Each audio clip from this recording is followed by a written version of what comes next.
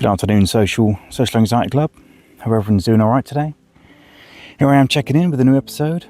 But before I go into it, I'd like to just say I hope this gets out to more people, or even the people that are listening at the moment. Start a chat, get something going, talk to each other, or even say something anonymously. We're all feeling different at different times, more anxious days than others. Just hopefully we can talk to each other about it, get something going, get interactions going, see how we personally dealt with it. Help each other out. Alright, now into this episode. This is called I Thought I Was Just Shy. Growing up with undiagnosed social anxiety. Hello and welcome back to Social Anxiety Club. I'm Tom, and this is where we talk about the things people carry quietly and what it means to finally put words onto them. If you joined us last episode, we talked about how social anxiety can show up in children in ways that often get missed. But what happens when no one notices? What happens when you grow up assuming it was just a quirk, just your personality, just being shy? Today's episode is for those of us who look back and realise it wasn't just shyness, it was social anxiety. Let's start with the facts. According to the National Institute of Mental Health, social anxiety disorder typically begins around age 13, but many people go undiagnosed, sometimes decades. For years, sometimes decades. The difference between shyness and social anxiety is subtle but important. Shyness is a personality trait. It might mean you're slow to warm up, prefer smaller groups, or enjoy your own company. Social anxiety is a mental health condition. It involves intense fear, avoidance, and distress around social interactions, and it gets in the way of everyday life. You can be shy and socially anxious, but not all shy people have social anxiety.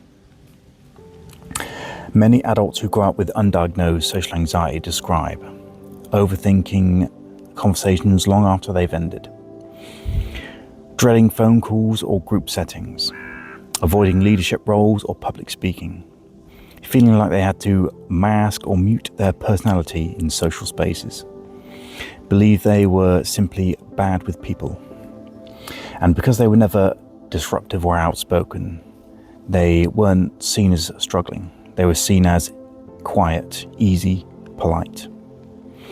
Sources like Mind UK and the NHS also highlight that many people internalise these patterns. They adapt by staying small but not asking for help or building a life around avoidance. They might even become high functioning on the outside, but it comes at a cost. If this sounds familiar, here's what I want you to know. If you're not making it up, just because you've lived with it for years doesn't mean it isn't real.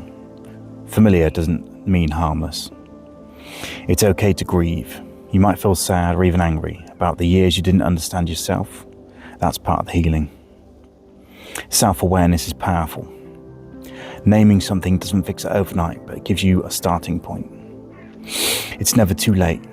Social anxiety can improve. There are tools, therapy options, and communities. There's you, right here, listening.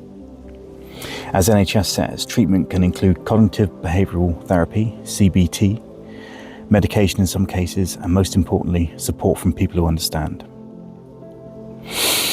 That's it for now.